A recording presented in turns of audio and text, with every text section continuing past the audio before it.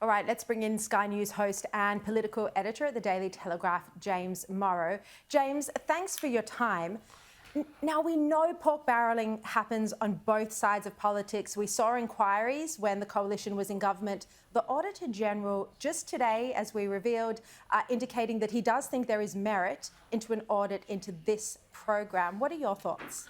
Well, look, and I'm really glad that you've been sticking on this one, Sharri, because I just think that anybody who lives in this country knows that mobile black spots are a problem. And they're not just a problem in the regions. You know, there are parts of town in the suburbs. I mean, I live in the inner west of Sydney, and people on my Facebook group for the area are always saying, I can't get this mobile in this area of the suburb. I mean, this is a huge problem. And so you're really right to highlight it. I think that David Coleman and the coalition are on a winner here if they want to keep prosecuting this issue.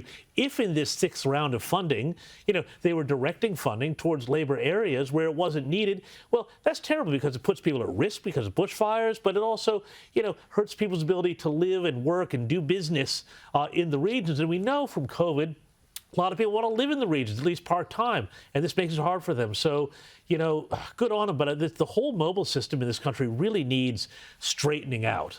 I mean, look, it's a problem for everyone, even people in the inner west of Sydney, as you said, but it's a matter of life and death in regional areas, Correct. Particularly in the bushfire-prone zones or areas that get severe flooding. Now, James, a report has set the stage for an overhaul of Australia's immigration system. Home Affairs Minister Claire O'Neil today said the system is broken, archaic, not fit for purpose. Well, our migration system is suffering from a decade of genuinely breathtaking neglect. It is broken, it is failing our businesses, it is failing migrants themselves, and most important of all, it is failing Australians. And that cannot continue because we as a country face some big national challenges that migration can help us resolve. Our economy is stuck in a productivity rut and Australians are suffering because of it. Migration can help us change that. James, so what is Claire O'Neil proposing to do here to overhaul the migration system?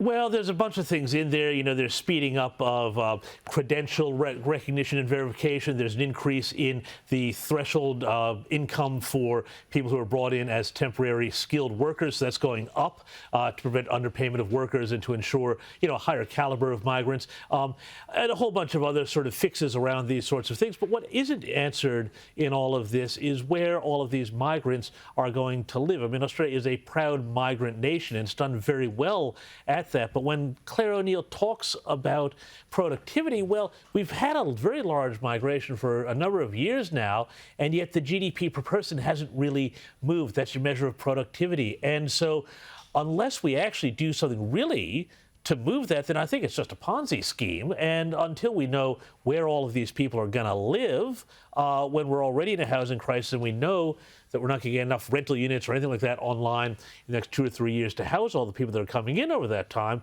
I worry that they're going to make things worse, at least for a little while in our suburbs, rather than better. Yeah, it's a tricky thing because business is crying out for skilled migration, but also we do have a housing supply issue. James, let's turn to a fascinating piece in the Australian Financial Review by Joe Aston. It scrutinises John Brogden's quest for funding for Lifeline International. He writes that Lifeline International is not a service provider. Its mission is to decriminalise suicide, whereas Lifeline Australia answers the desperate distress calls from the public.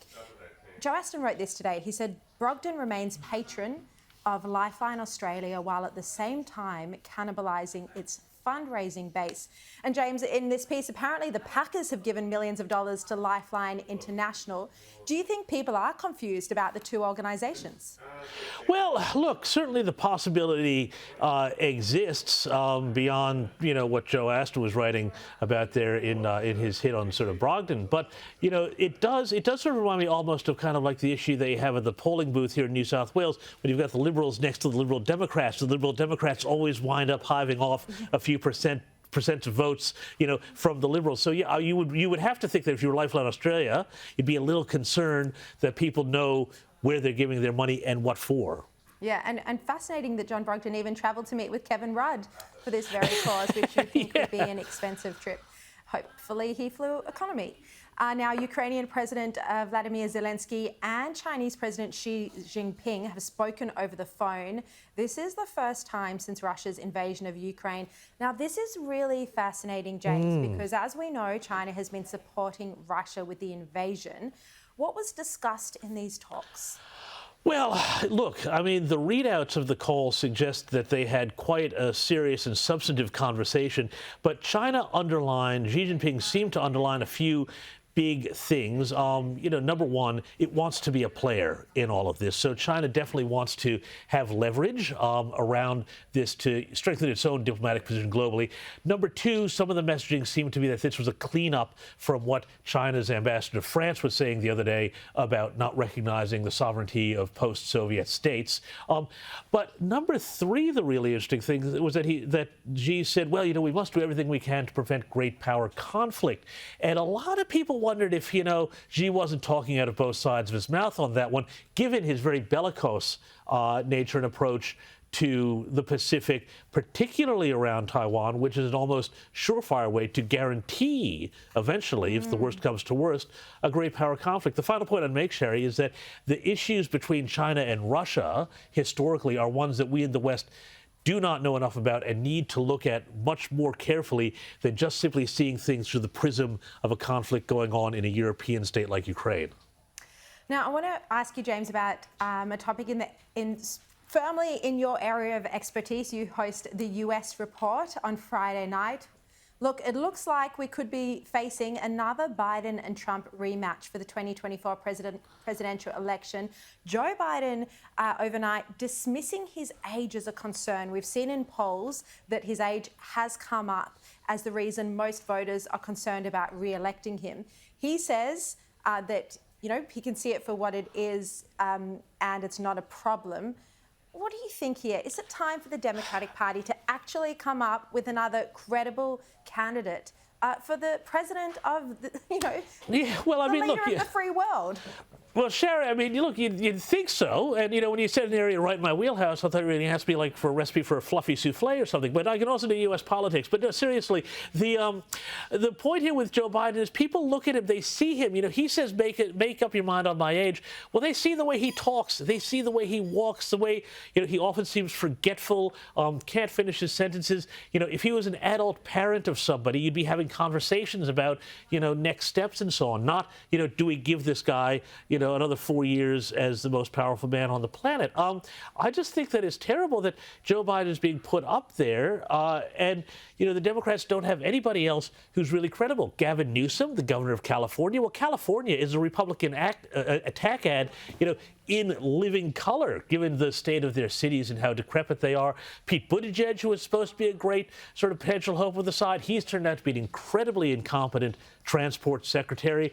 It's very hard to see where, after all of these years, the depth of talent on those Democrat benches are. I think a lot of it goes back, frankly, to the fact that the Clinton machine for so long kept governors and senators down and out of the national spotlight for so long that they're only now just starting to emerge again.